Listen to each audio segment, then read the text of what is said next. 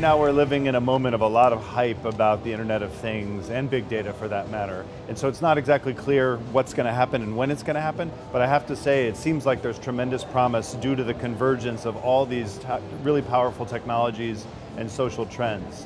In Latin America, I'm particularly excited about possibilities for logistics, for the orange economy and sort of creative and cultural applications of Internet of Things, and finally around civic technologies and cities and other sorts of community-oriented concerns that we may have.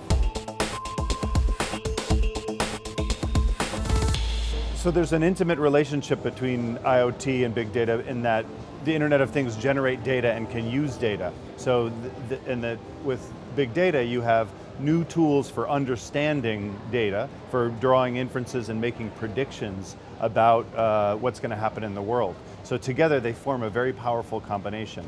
There are also some challenges that lie in both of these technologies with respect to privacy, security, and a range of other issues that emerge when we use these technologies which we're barely familiar with in a policy setting, business setting, or a social setting. So there's a lot for us to learn before we apply them.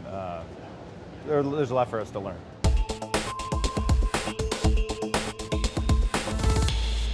I've been working in the field of sort of technology and social and economic progress for the last 20 years. And it seems to me that we fail to learn lessons from our past altogether too often. I think you could stretch it back much further in the past. But it's this sort of challenge of, on one hand, feeling like the future is here, it's coming, but then it doesn't come, and then all of a sudden it's here. So it's hard to know what's real and what's hype. We live through that.